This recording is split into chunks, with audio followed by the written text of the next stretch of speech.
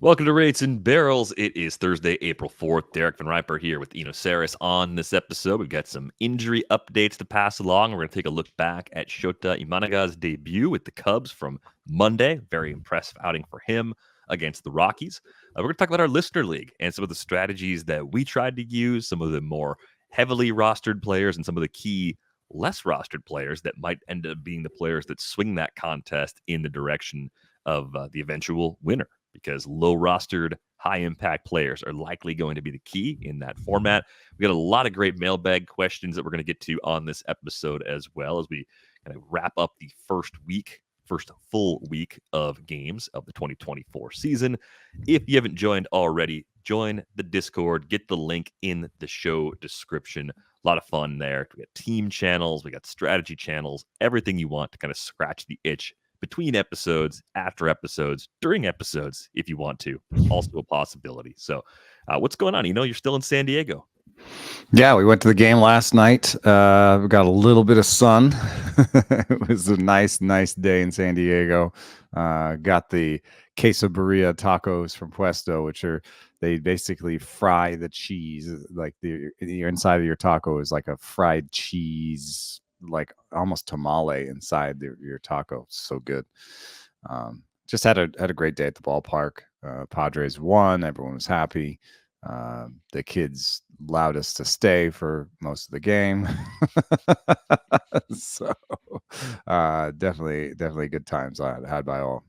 Excellent. Well, glad you enjoyed some time in the sun and got sunburned while the last gasps of winter are occurring here in Wisconsin. I think I'm finally done shoveling for the season. I think yesterday was the last time. Well, there's some 60s lined up for next week, so I think we're finally through the worst of it. Onto some injury news, though. We talked about Josh Jung a little earlier in the week, and upon having wrist surgery, it sounds like 8 to 10 weeks is now the expected timetable. There was a bit more damage in there than initially expected. I just feel bad for Josh Jung because it's at the point now where I think he's had one of the worst combinations of fluky injuries of any player since becoming a pro. I mean, there's so much missed time on the ledger for him, not only as a big leaguer, but even on his move toward the big leagues over the last 5 years. And we saw flashes of a player that I think still has one more level to reach, but now we're not really going to get to see a chance for him to do that until early summer at the soonest, which is going to put the Rangers in a little bit of a bind. Justin Foskew's back up on the roster. So you add Foskew to Ezekiel Duran and Josh Smith as the internal options to cover that spot in the meantime. But for those who have Josh Jung in a situation with no IL spots, it might be a forced cut situation depending on what's going on with the rest of your roster. Yeah, 2 months is a hard time to jockey somebody through this. I don't see any of the guys other than Ezekiel Duran. I think he'll be the regular guy. And we've expressed some love for him on this podcast before. He's having a little bit of trouble making contact, but it's still super early going. And I think at some point he will get to his sort of high-powered, low contact approach and give you a poor OBP, but good enough batting average with power and speed. And he's, I guess, the winner here. I guess you could even make that switch 1-for-1. Except that you'll want to get Young back, 3 or 4 weeks from now. So it's a whole game that you play in those leagues where, you're like, I need the flexibility for the next month. And then you're going to be like, look at other people like, who's going to pick up Young? Is it going to be this week? Is it going to be this week? Is it going to be next week? I played that game too many times. And I prefer IL leagues, I think. Josh Smith and Justin Foskew are guys that make contact and can play around the diamond. And we've seen Smith even play shortstop in the early going. I just don't think that they will knock out full playing time anywhere. And they'll just be kind of the utility guys that Duran was going to be when everyone's healthy. Yeah, I think Foskew's the more interesting player for me. The hard hit rate ticked up a little bit last year, 34.3% at AAA. There's power, there's some speed. There's always been a good hit tool. There's always been pretty good plate skills At least they were supposed to be all along. And I think we finally saw that come together at AA in 2022. But the follow up last year at AAA, he was age appropriate for the level, was at least good enough to believe he's a solid bench option in the big leagues. Probably fits better for AL only leagues or super deep keeper leagues for the time being. But don't know if there's enough of an opportunity for him to take that job away from Duran. They're both righties, so you can't platoon them, and it's just going to come down to who's more productive. It could be an ongoing battle for the entire time that Josh Jung is out, with Duran sort of being the incumbent who gets most of that time. Some other injury-related items to pass along. Justin Verlander is scheduled for the first of his 2 rehab starts at AAA Sugarland on Sunday. So with one more turn after that, we're probably looking sometime around April 18th or so for him to rejoin that rotation. So far, so good as far as Verlander's recovery goes. Might still end up being a value on draft day because Could it be if he is. comes back and he's healthy from that point forward, where he was going. Yeah, he ends up being a nice bargain. Yeah, you kind of assume I think the average starting pitcher, like I think it's like 45% of them hit the IL. So if if you're basically a 50-50 on every single one of your pitchers hitting the IL, Verlander just getting his IL out of the way might actually work out okay. Yeah, how do you feel if 2 or 3 of your pitchers have already hit the IL, hopefully getting that stint out of the way, and 2 or 3 have had their worst start of the season to begin the year? Right? That perfect That storm doesn't make you happens, then feel you good can. though. It's not a good feeling. Oh, I believe in all these guys, and they're going to be healthy, and it's all going to work out. And it's like, oh, you're tested right away if you Right you hit away. a combination like that. And once he's back, I think one of JP France or Ronel Blanco will probably shift into long relief or possibly get optioned down. Right? There's going to be a little bit of a crunch if everybody stays healthy in that Houston rotation. Also on the rehab trail, Walker Buehler is scheduled for rehab start number 2 on Saturday with Oklahoma City.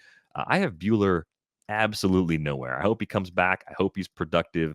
I think his situation is just a little bit different than Verlander's, also because they're trying to carefully manage those innings and backload them a little bit more. Whereas Verlander, it was just sort of ramping up appropriately and just being ready to go for a normal start by start sort of workload.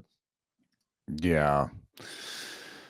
I mean, I don't think I have any shares, but I'll be jealous of them once he comes back. There is just also the question of the second Tommy John is, Mhm. just a little bit worse than the first. So interesting to see what his movement profile will be when he comes back. And Blanco deserves a little bit more attention there.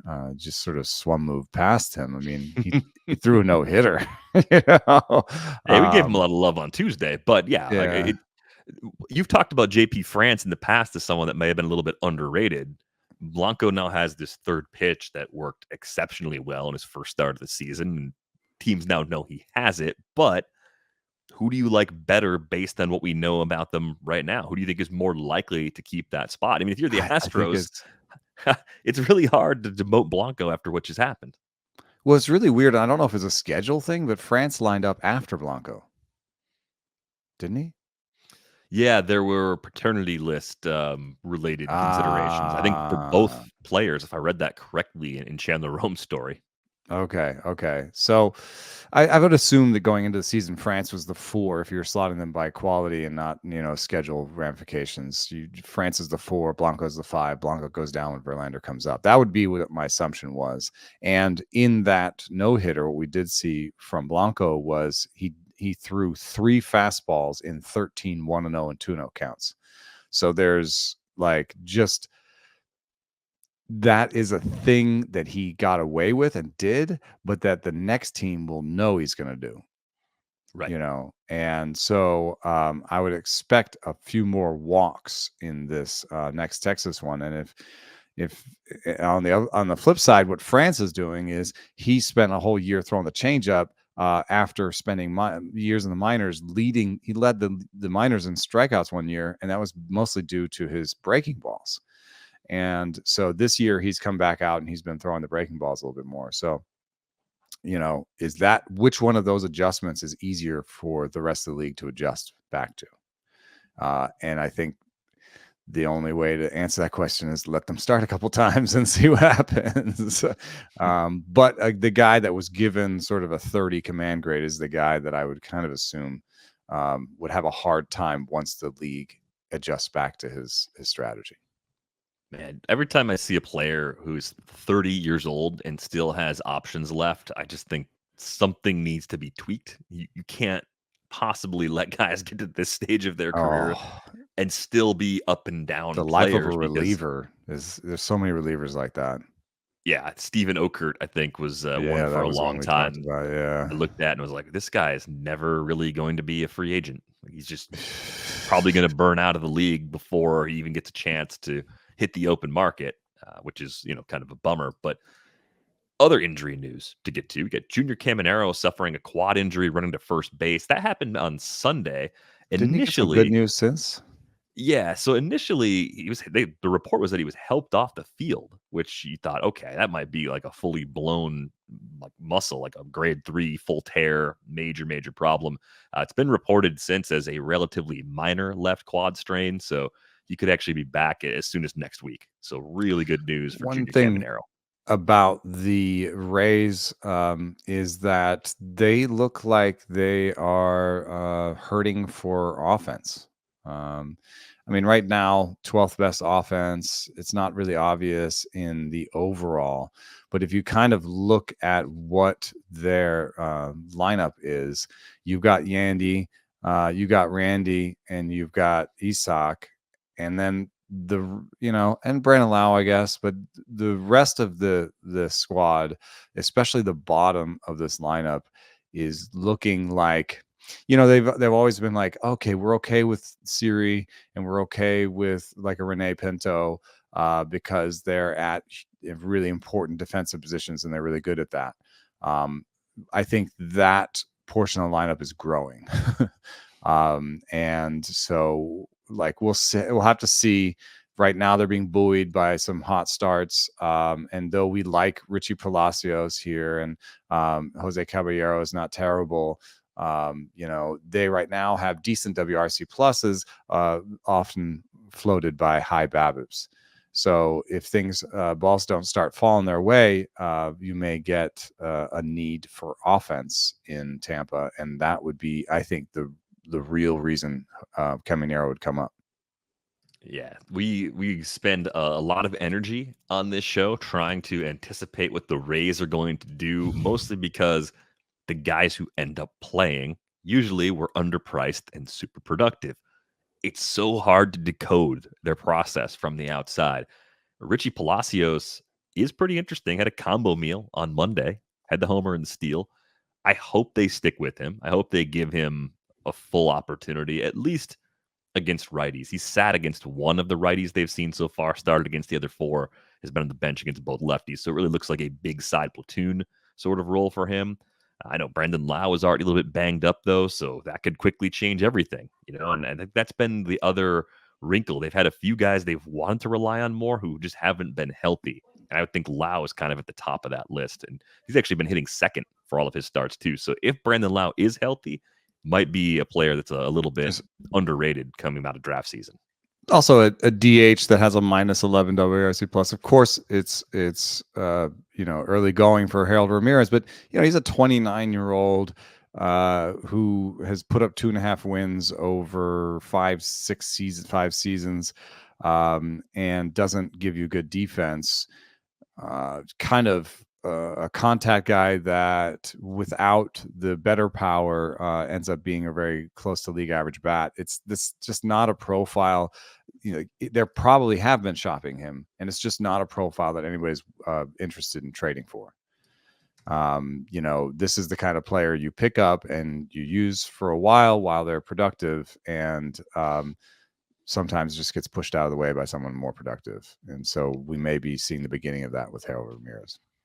Yeah, and some other platoony team ends up scooping him up off of waivers when you eventually DFA him. That's usually the outcome with Harold Ramirez. It's not getting the windfall later on, especially a team that's so frugal like Tampa Bay. He's almost a $4 million player at this point. So probably not a guy you're going to see on the roster next year, and more likely will find his way off of the roster at some point in the next couple of months because they have other players they can mix and match onto the roster. Curtis Mead. Like Curtis Mead's the kind of guy you have to figure out what he can do at some point. So why keep And he's a playing Harold right-hander Ramirez? that has more defensive value. So, and he profiles similarly in terms of like he has contact, what sort of power is going to come with it. Exactly. One other injury note, prospect note to follow up on. Jefferson Caro, a top catching prospect in the Brewers organization, got hurt in the opener at Nashville, diving back to first base on a pickoff attempt, which will probably give Brewers fans some flashbacks to Jimmy Nelson once upon a time. Fortunately, Caro only appears to have suffered a shoulder subluxation. They're not talking about any other damage. Basically, they're just waiting for the inflammation to calm down before he has a treatment plan. So it sounds like Caro will have an opportunity to return at some point in the next several weeks. Initially, it's just one of those injuries you thought, oh crap, that could be a major injury that was suffered very early in this season. If we're talking about minor leaguers, we have to talk about this Norfolk Tides game. The Norfolk Tides played the Charlotte Knights. Mm-hmm. And the Tides won 26-11. And the Tides are a Baltimore Orioles team. Jackson Holliday went 4 for 6. Let's see, we're here. How many homers did he have? Jackson Holliday. Kjerstad had 2 homers. Heston Kjerstad had 2 homers, 10 RBI, went 5 for 7. Kobe Mayo went 5 for 7. Kyle Stowers went 4 for 7 with 3 homers. Connor Norby went 2 for 5 with a homer. So just a ridiculous night from them. I am sorry to Nick Nastrini et al. They had a really tough night pitching. Another thing that I saw from JJ Cooper was that the Charlotte Knights are the AAA for the White Sox, and they've had like a minus 200 or minus 300 run differential the last couple of years, have been worst in AAA the last couple of years, and are off to a minus 25 run differential this season. So it's tough going for player development in Chicago, and then just you have all these players that are knocking on the door. I've seen some people say like, Kyle Stowers is better than Cedric Mullins right now, and I will have to say I disagree. Some of these players are beating up on subpar competition in the minor leagues. I don't think that Kyle Stowers is the defender that Cedric Mullins is, and I'm not even sure he's the bat that Cedric Mullins is, because his is a little bit it's not the most aggressive case on that team. Jackson Holliday, I think, has the most aggressive case for being on the Orioles, given that he'll be taking time away from Ramon Urias probably. But there are some interesting questions like Kyle Stowers versus Austin Hayes. And Colton Cowser on this team has not. What has he done? He has had 1 start. Yeah, he barely plays. Yeah, he's had 8 plate appearances in 6 games. So Colton Cowser having a hard time breaking that lineup. And when you have guys like Austin Hayes and Anthony Santander did not make our top 100 position player tiers. Some people were upset by that, but I think he's kind of just an average-ish player. And that's kind of true for Hayes and Santander. It's just really, it's a really tough thing for an organization to, you don't want to give up on a league average player. That's an asset, right? B, they're hard to shop. Nobody really wants to pay that much. I just told you, Harold Ramirez, who's like a 1-win player, nobody's going to trade you. Even for a 2-win corner outfielder, people are kind of like, what should I give you for that? And despite like maybe the Padres need a corner outfielder, could there be a mix there where that would allow them to trade Hayes and then play Cowser and maybe pull up Stowers or something? Yes, those things are possibilities, but I don't think it's so clear cut. I think the only one who has a really clear cut argument is Jackson Holliday. I'm sure he's the first one that's going to get called up. Yeah, you look at that lineup top to bottom. You have Holliday, Connor Norby, Heston Kjerstad, Kobe Mayo, Kyle Stowers, all guys that would be in a lot of teams' lineups if they were in other organizations. It speaks to the quality of the depth. The other thought on Santander, as much as the Orioles might like him, he's a free agent at the end of the season too, which also really reduces what you would get back in a trade. And it also changes the types of teams that would be interested. It has to be another team that is contending. So even if you want to just clear the roster spot and get something relatively unhelpful in the short term back as part of the return, you want to get a minor league pitcher that's several years away, you have to find a good fit from a contender that is willing to take on close to $12 million in salary for the rest of the season too. So that's the other kind of log jam sort of situation. Hayes is cheaper, so maybe it's easier to move Hayes. Cheaper, and also you get an extra year of team control. However, he kind of profiles like it would be so much better if he was a center fielder. Yes, if he was a center fielder who played good center field defense, he'd be kind of a no-brainer. Already. Keep him in his final arbitration year. I actually think Austin Hayes is the kind of player that's like a good player that could get non-tendered. He kind of falls more into that bucket. But players like that, when they don't get non-tendered, they usually get traded each of their final arbitration years, like a Hunter Renfroe type player. Not much, yeah. There's always someone that wants them, but they don't want them for long. Yeah, I could see that. But that's usually something that happens in the offseason. So it's not right now. Teams have made their decision. They're like, I'm fine with Profar and Ezekar. Like, I'm not gonna give you anything eventually. For Hayes. They'll budge eventually. But actually, there's a story that just came out about the Padres from Dennis Lin and Ken Rosenthal saying that the Padres have been knocking on the Marlins' door for Luis Arias, and that just generally AJ Preller has been calling everybody. My first reaction was like, God, it must be annoying to have to deal with him. You've played in leagues where there's someone who's always on your phone or in your email or texting you, trying to get something done. Like everyone's played with someone like that. Yeah. But then like he has the added thing where he's gotten in trouble for not telling the full truth about the health of his players. So it's like, like, do I really want to talk to this guy? But there's panic in Florida. So maybe anything's on the table in Florida. They have really had a hard time putting together a rotation. One thing that really stands out is that AJ Puck's, spring has not poured it over.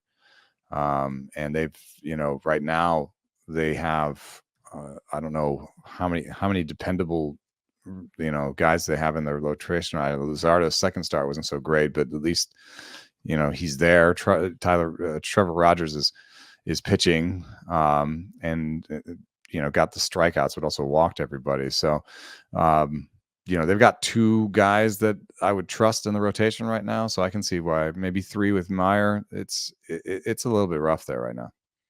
Yeah. So a bit of a preview of the live stream on Friday. Earlier in the week, we talked about the 5 organizations that are best set up for the next 5 years.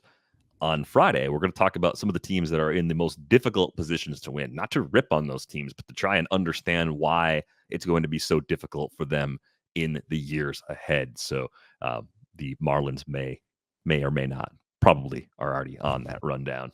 Just a little sneak preview to what we've got coming up on Friday. Let's move on to the debut of Shōta Imanaga. Very impressive results against the Rockies. Look, one of the softer landing spots you can have is a home start in the cold against the Rockies right now. But put the opponent aside. I mean, I think the fastball splitter combo, which he leaned really heavily on, was absolutely working. And I was talking to you before the show. Like we've mentioned ride on a fastball and how it's kind of hard to see when you're watching games on TV a lot. It's not the case for Shōta Imanaga. Here's a look at this. If you're watching on YouTube, this is absolutely ridiculous fastball that he throws to Chris Bryant. It's 93. You didn't actually show it. You didn't see it. I ran it. Oh, okay. It just didn't show for me. Oh, that's weird. Bang. I mean, it looks like it's just going to keep going forever and just at a slightly rising in on the hitter and in the hand sort of trajectory. So this was something you expected, looking at some of the numbers you had previously. And my question for you is, did it grade out as good as it looked in the debut? And how much do you think we'll start to see the other offerings as the season wears on? Because I didn't really expect him to be quite as dependent on the fastball splitter as he was, but he really didn't need to go much deeper to be effective in that start. Yeah, it's the Stuff Plus is an interesting model because it's trying to keep up with trends in baseball, and so Stuff Plus still loves the sweeper and says it's his best pitch, but the batters hit 500 off of it. Although 500 means two of them were put into play and one was a single. So that's the kind of small sample where you're like, I don't know, he still got whiffs on the pitch. I think it's probably a good pitch. It's 82 though, so it's not, the best sweepers are 85, 86. It's, breaking ball velo matters just as much as fastball velo. The Stuff Plus model did not love the split finger, but again, that's 24 pitches, usually for changeups and split fingers. You want 30 to 40.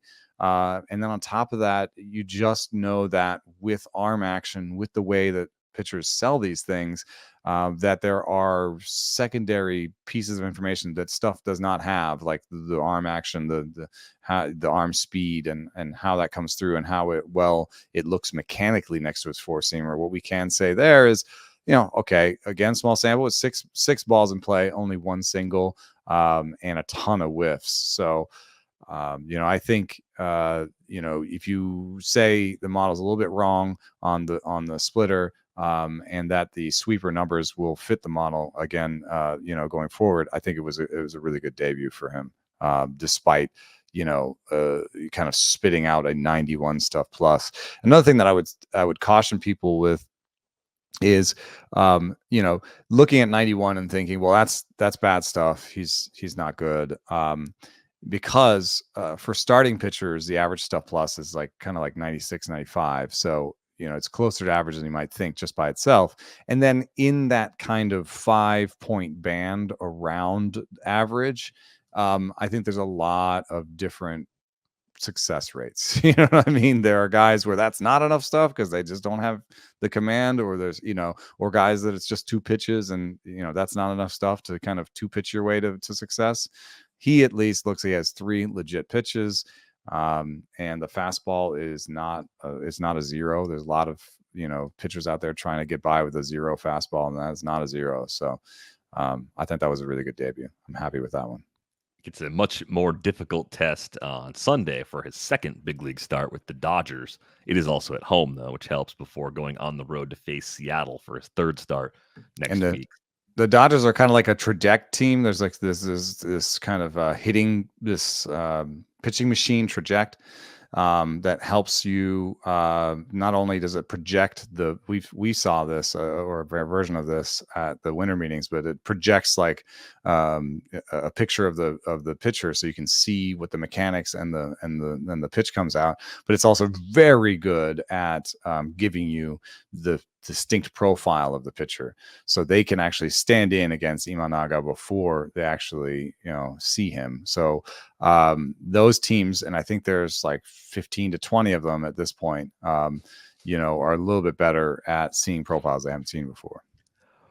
Why on earth would the other 10 to 15 teams not want that technology? It seems like such a no-brainer tool to use if you could have that at your disposal. Yeah, and Kyle Bodie's been tweeting about how pitchers are starting to use it because they can change aspects of their pitches against live hitters, so they can actually put themselves in the simulation and be like, okay, so what if I did throw a sweeper? Like, what would it look like to hitters? And have hitters stand in against versions of themselves with different characteristics. So that's not good, because the traject was one of the few things that the hitters had. Yeah, I like that. The pitchers finding a way to use the tools that hitters are using against them. Yeah. Seems totally fair. Let's talk a bit about our listener league that was set up over at Fantrax back before the season began in Korea, and it was a salary cap based game. We had several leagues fill 200 person limits, which is awesome. And I started looking through the roster rates. A few of our listeners did a great job putting together some information about how heavily utilized certain players were. Have you looked at that chart yet? I saw some stuff. Yeah. So it's not a total surprise, because you probably saw the three most rostered players in our contest with pretty low salaries, understandably. Christian Encarnacion Strand, because he was $6. Wyatt Langford, who was $8. and Dylan Cease at 10. Encarnacion, Strand, and Langford are rostered by more than half the teams in the contest. Dylan Cease at 46%. And then there's a big drop before O'Neill Cruz and Brian Bayo up in the 32 and 33% range. Bayo was $1, and there was a lot of hype around Brian Bayo throughout There draft also season. weren't that many starting pitchers with a role that had upside for $1. I know I went shopping in that bin myself. Right. So if the Eno acolytes have a 25% share of Seth Lugo at $1, makes sense. Eno contributed to that. Cutter Crawford also for $1, 31% rostered in the contest. So those were the bargain pitchers: Bayo, Crawford, and Lugo. At least the dollar pitchers that people really gravitated towards, with Cease at 10 kind of being the underpriced potential ace. And then Cole Reagan's at 15, also very popular, just under 30% rostered. Not a ton of surprises in that group outside of the Boston pitchers for me. Though that was the part that I saw that was like, oh, okay. Like that's, but the Cutter Crawford, even though he was $1, I thought would have been more like a 10% rostered sort of player. I tried to use some cheap pitchers that I just liked that I knew people would use. So I have Seth Lugo, and maybe Louis Varland and Trevor Rogers would be no surprise to anybody else. But I also had Chris Paddock and Sean Manaea and Mackenzie Gore. So I tried to be a little bit different. I don't have any overlap on those players. I was part of the group that had Dylan Cease for 10. I felt like the strategy was you're going to have a few of the most popular players because if the pricing works out a certain way, they're too good of value to pass up. So you get your differentiation elsewhere on your roster. And these are big enough rosters where you could have 2 or 3 of the highly rostered players and still be fine, even though they're common threads across the entire contest. So I went with Glasnow as one of my aces, but I went heavy on pitching. I went Spencer Strider at $42. And I kind of wondered when we were putting this together, I started looking through and it's like, okay, Strider at that price, like how popular is he going to be? He's right around 15% rostered. Acuna was the most expensive player, $56. He was only 11.9% rostered in the contest. So I went with Acuna. You did get Acuna in there. Mm-hmm. So did you find that it was easy to find enough players you liked, even though Acuna was priced up that way?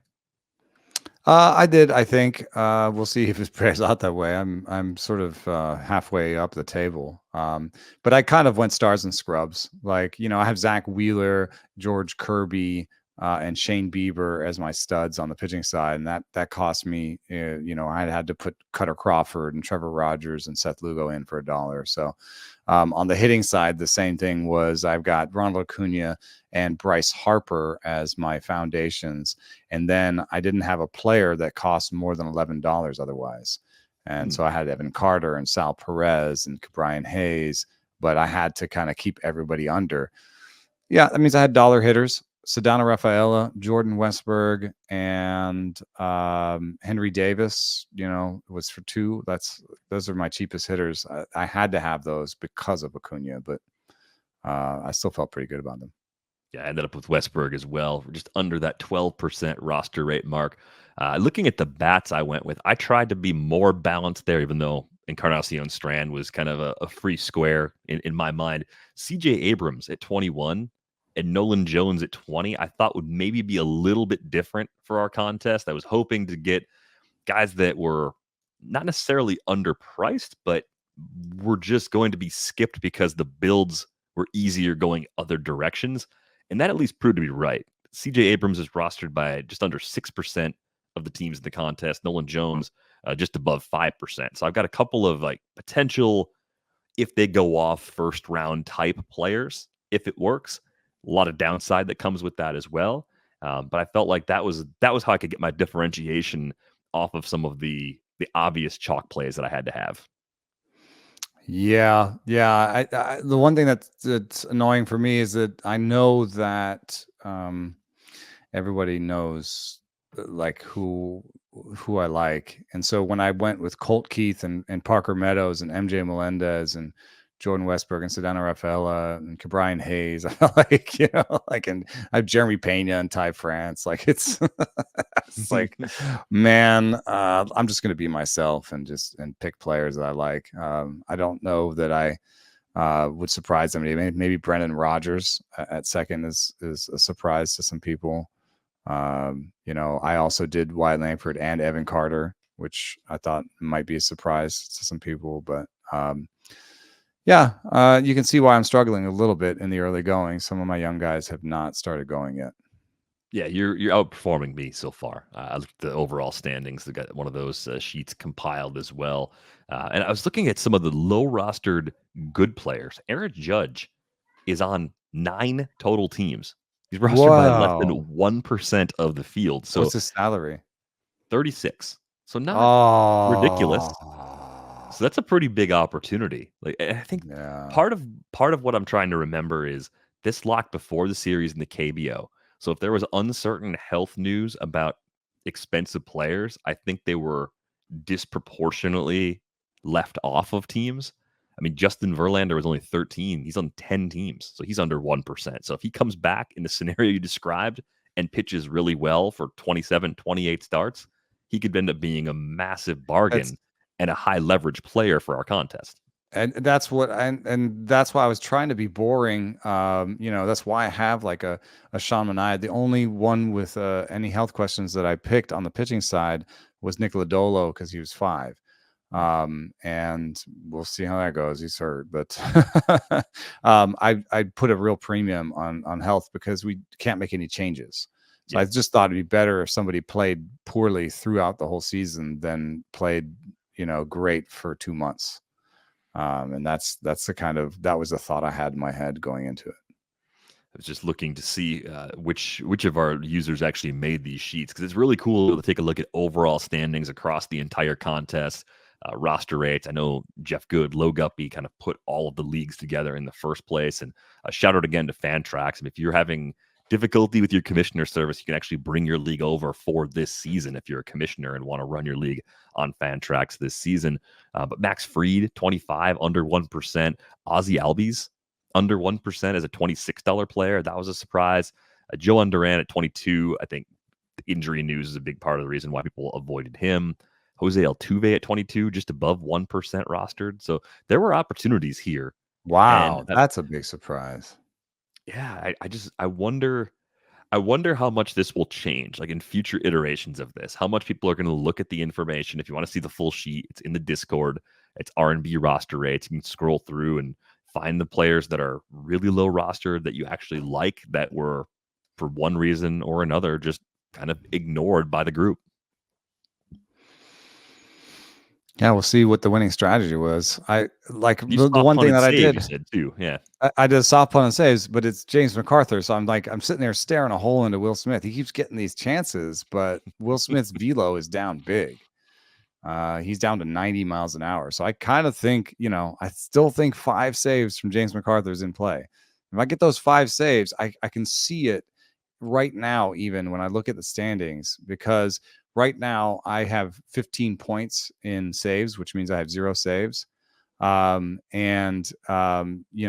people I think who have 1 or 2 saves that had 45 points. So I could just get 30 points with 1 save because I would get off the ground off of anybody that had done a full point punt and saves.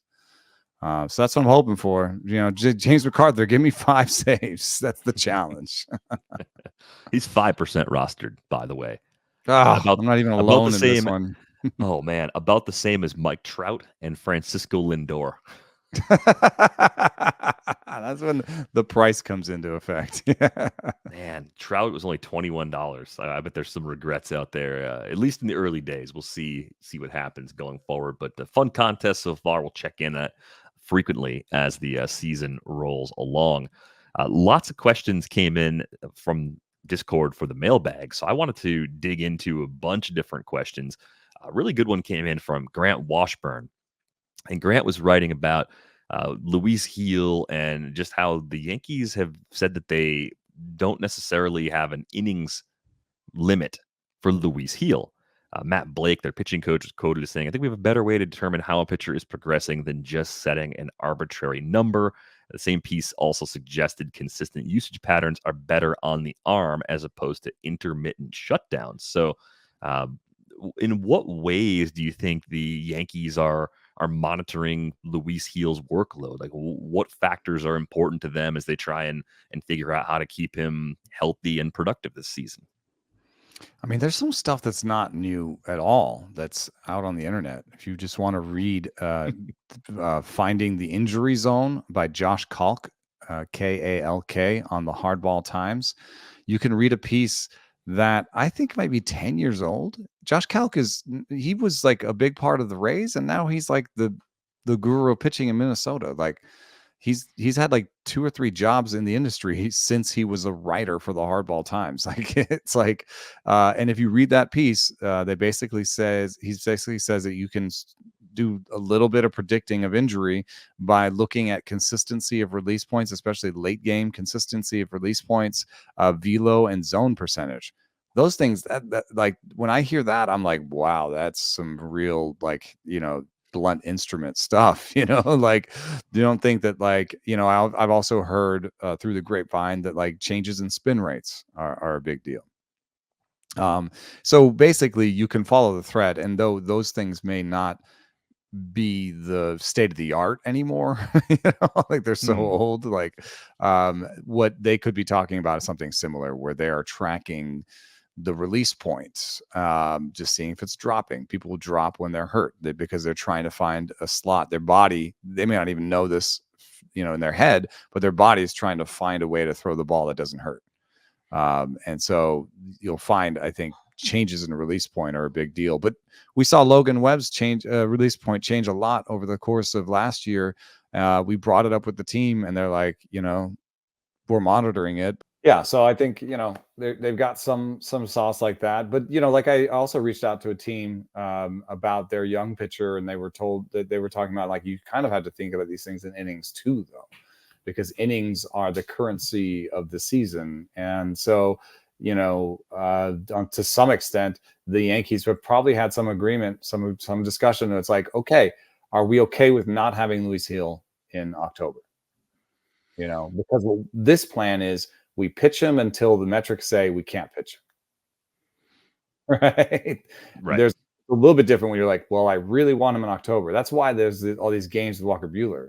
You can't just put Walker Buehler in and then wait for the metrics to say you can't pitch him anymore, because then you might be like, crap, we could have used 30 of those innings in September and October rather than in April and May. So I think with Gil, it's just like, he's coming off of TJ. He's healthy now. We're going to pitch him. If we don't have him in October, or if he's in the bullpen in October, that's fine with us. Yeah, I think the bullpen in October wrinkle is huge for them, because if they're where they want to be midseason and they feel like they need to add pitching, they have the resources to go do that. And that will be determined based on how a number of different things play out over the course of these next 4 months. As far as the first start from Gil, it was 4 2/3, 6 Ks, all in all, like, pretty good. Walks, like, always kind of part of what you get from Luis Gil. We talked about that, I think, at the end of draft season. Did you come away overall like with a positive view of the arsenal and how he was trying to navigate hitters in a starting role? Yeah, I think it was a good start, and I'm excited about him. It was annoying, you're sitting there, thinking I got to win out of this, and he gets taken out and out before. I still think that he's predominantly a fastball slider guy, where the change, he has really inconsistent command of it. It's a really big movement change. I think hitters can see it. It's a freeze take pitch. So he is a small arsenal guy. And so to some extent, I was more excited about Jared Jones's debut, because Jared Jones showed more pitches. He made it through 5 innings. He's not coming off of surgery. So, if I had to rank those two, I had a real hard time before the season. Everyone's kept asking me about those two. I know I gave inconsistent answers. I just gave an answer how I was feeling at the time. But I think most times I was leaning towards Jones, and now I'm very squarely in Jones camp.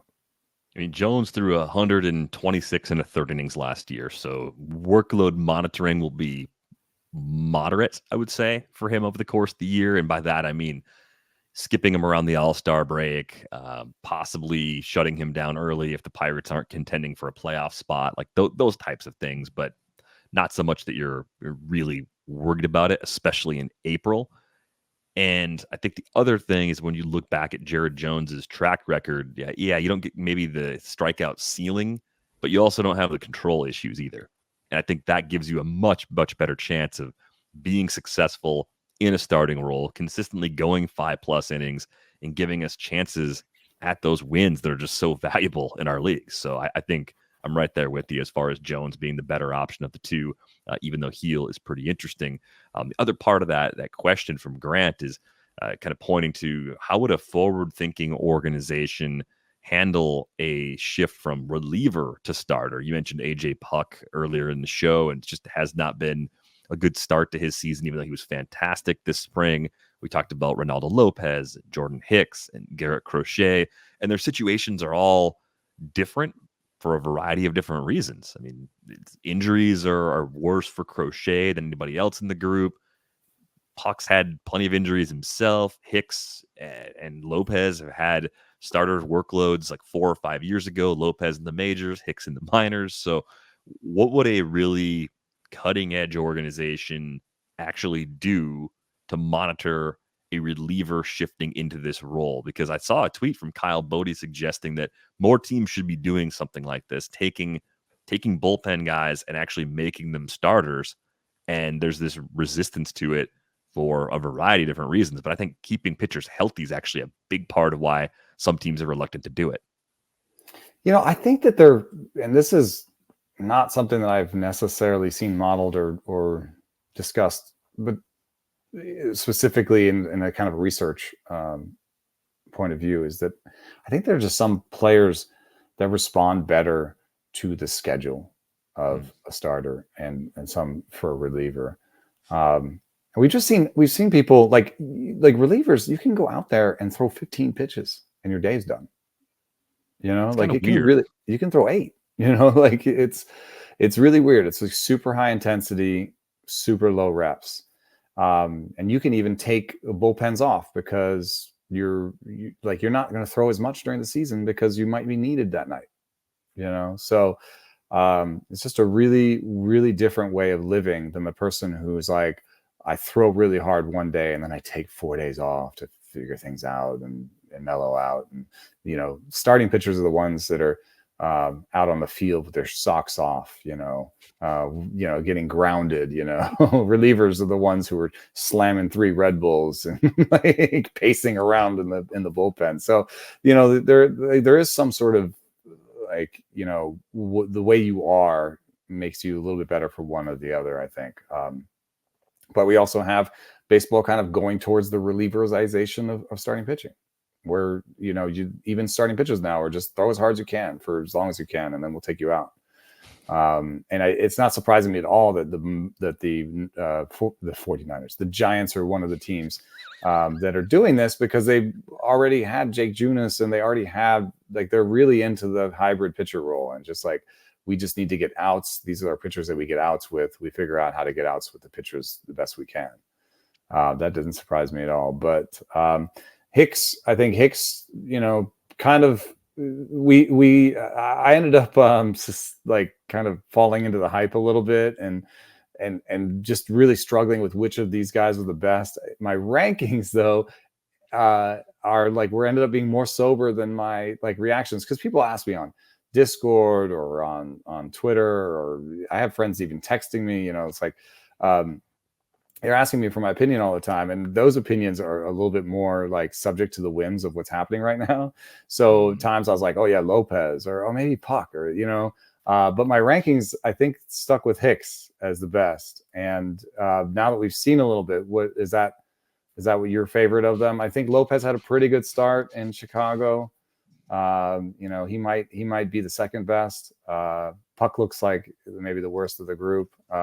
Crochet is like maybe the best of the group, but also maybe the fewest innings of the group. So it's an interesting group to rank.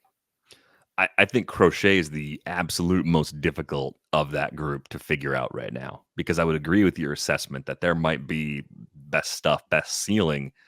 How on earth do you project a workload for him given his trajectory in his career?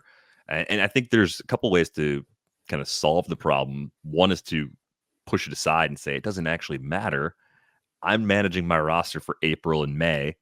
He's going to start until he can't start. If he's still starting and he's good in June, bonus, great. But let me just get through these first couple months of the season. Let me just enjoy this while it lasts. And I think that's a little bit of, I've heard Nick Pollock give a presentation about streaming pitchers, which is, especially in like a 10 or a 12 team league, you can do really, really effectively. Don't overthink it. Don't think that every single move or every single decision you make is for the next 25 to 30 starts, because it's not. It's usually just for the next week or two.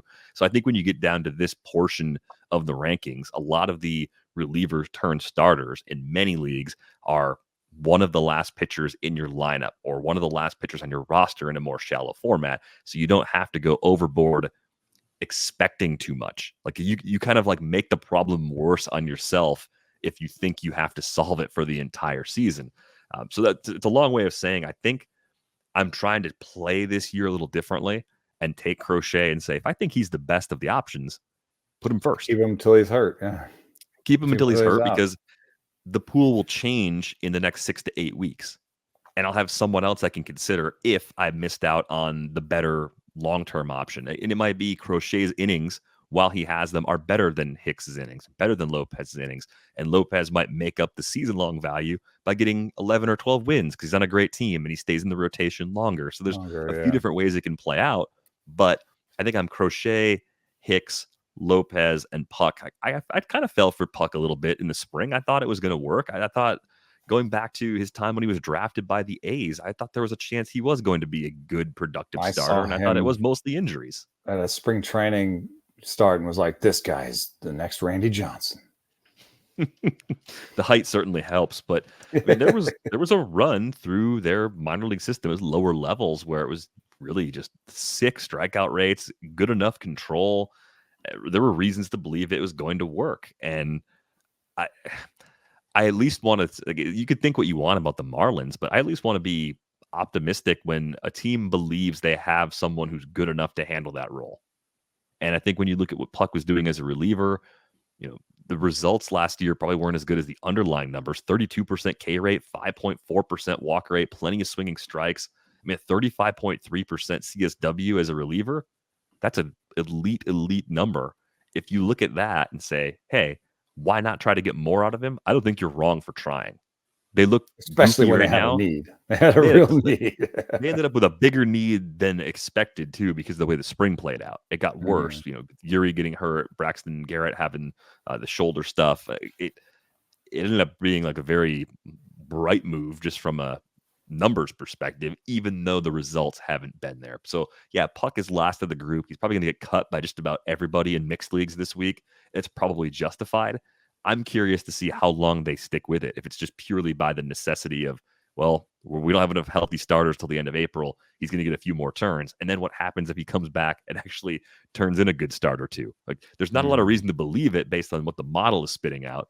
So I understand the willingness to cut him right now, but people just seesaw so much on players that are on the bottom of their roster because it's so hard. It's so hard to remain sober about what they really are when you start getting crooked numbers thrown up on your pitchers. Yeah, for sure. I mean, that's why I don't like Hugh 100% to the model. Like I said, there's gives. Like there are 92 stuff plus guys that I'm not worried about, but you do also know that the matchup and even just the specific day, like, there's a saying in pitching, different arm, different day. Like there's a specific, just, I think it's command. I think command is the big noise. And we've seen, like with Ronel Blanco, there was a pitch that he kind of missed through a four-seam fastball and it dotted low and away. And it was in the second inning. And when he got the ball back from the catcher, he had this look on his face like, oh, one of those days. And, I was just talking to Kyle Gibson in the clubhouse on Tuesday night about BABIP, and if pitchers can actually suppress hits on balls in play. It's a big discussion, big theory over the years. And he said, if it's one of those nights where I'm hitting my spots, yes, absolutely, I can suppress balls in play. And that makes sense, because if you look at a strike zone, there are places in the strike zone where there are fewer hits and the exit velocity goes down. And, so if you could hit those places over and over again, you'd be an easy street. And then he said, yes. And I also know that any day to day, my misses are on the level of, 12 inches. So that's the thing. You can have a day where you hit all your spots and you're feeling froggy and you can do whatever you want. And then you have, days where it's just not working out. And that's why we hew closer to stuff, because it's like maybe the stuff will tell you how he'll do the next time out. And Pucks doesn't have a pitch above 90 stuff plus. So kind of out on him. Yeah, it's an easy, quick sort of decision. Had some questions about Triston McKenzie. This one came from M on Discord. What is Triston McKenzie's value if his fastball is 90.5? My snap reaction was it's down compared to what you thought. I like Triston McKenzie. My simple movie poster line for 2024 Triston McKenzie was he's good when he's out there. And at pick 200, you can do a lot worse. But 90.5 on the fastball. I looked back at his 2022, his last kind of full healthy season velocity chart, and like 91.7, maybe 91.5 was probably the lowest we saw in a game from him. So a full tick down. You always want to look at velocity at the same point in the season, because there are some guys that start off a little cool, they warm up, they end up fine. That really isn't an explanation that works in this case for Triston McKenzie. So I think this would be at least kind of like a yellow flag, like player I'm worried about and I'm looking really carefully at the matchups for, because I don't want to find out what happens if that fastball stays, down, which is basically more like 2 full ticks from where he averages in a typical season. And he still has good breaking balls, and he still is totally a Guardians pitcher with an iffy fastball and great breaking balls. I mean, that's the Guardians way. But I will say that, I tried to take velos and compare them to April velos last year. And if I didn't have April velos, I did April and May. And if I didn't have April and May, I just did full season. So, some of these velos are inconsistent, but it's the best that we could do in comparing like to like.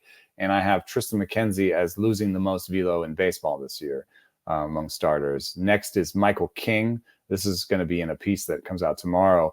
Michael King has a little bit more of a story to tell, though, because he's going from relieving to starting. It's going to be his first full year starting. He wants to start all year. So maybe it's on purpose. Maybe it's part of a part of the process. We also don't know where he's at 92.7 now, Michael King. We don't know where the normal curve for him will go in terms of being a starter all year and what that velo will look like over the course of the year. And then it's kind of a similar way, Zach Littell is the third person with the most velocity lost from 94.8 to 92.4. I think some of those appearances were in relief last year. And so, that's kind of tough.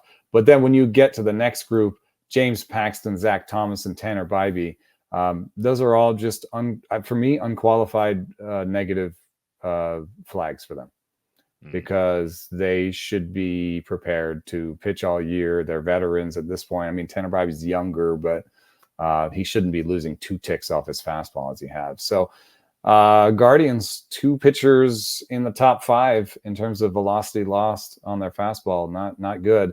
And we were looking at the schedule really quickly to make sure this wasn't like a weird gun in Cleveland, or B, just super cold. We have seen even Shane Bieber and other pitchers have like really down, like in Chicago and the White Sox.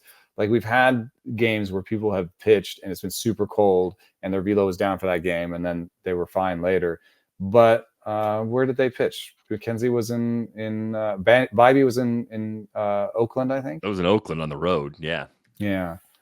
So I don't know that there's a easy sort of culprit there. McKenzie was at Seattle. And so the only way that would be a satisfactory explanation would be if there was a massive loss in velo.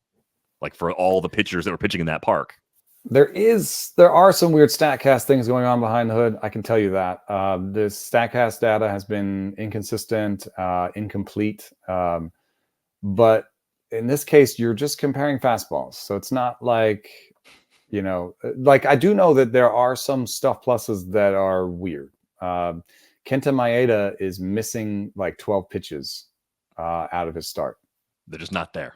Just not there. And we think maybe they'll be there soon. We don't know what's going on. And so we're trying to deal with, and StatCast has publicly said, like, there's some things they're trying to figure out. But, it makes it hard to like look at Kenta Maeda stuff plus or anybody's right now and be like 100% sure. So I'm in your boat. I'm looking at these same numbers and being like, I hope those are full. I don't think we have StatCast data from yesterday. And so that's why if you're waiting for an update on Fangraphs, sometimes it's not our fault. Yeah, it's just waiting on the original source to get everything turned out there. These are fastballs compared to fastballs. So it's like I don't think that they're misreading fastballs or other pitches as fastballs, or it's not that kind of a problem. It's more of a software, sort of engineering problem. The bow on McKenzie would be if he comes out again with his next start is against Minnesota on Sunday and the velo's still in that range. He's probably a drop in more shallow leagues if there's someone out there that you can go after that you think is an impact option. If you can't drop him, then he just becomes someone you're playing really carefully matchups wise. Start next week is home against the Yankees. I'd probably avoid using him if possible in that start, even if you have him on your roster for most mixed leagues. So keep that in mind with Triston McKenzie. Yeah, thanks a lot for a lot of great questions. Right now. Yeah, they look ready right now. But thanks a lot for the great questions. Keep those coming on Discord. You can also email those to us, ratesandbarrels@gmail.com. We'll swoop through that email inbox in the near future. Hazel's ready to go outside, so that means the time to wrap up the show has arrived. TheAthletic.com/ratesandbarrels gets you a subscription to The Athletic. If you don't have one already, you can find Eno on Twitter @EnoSaris. Find me @Derek Van Riper. Follow the pod @ratesandbarrels. Hit the like button on this video. Subscribe to the YouTube channel if you haven't already. And be sure to watch us live, 1 o'clock Eastern on our YouTube channel. We'll have our live stream on Friday with Trevor May. That's going to do it with this episode of Rates and Barrels. We're back with you on Friday.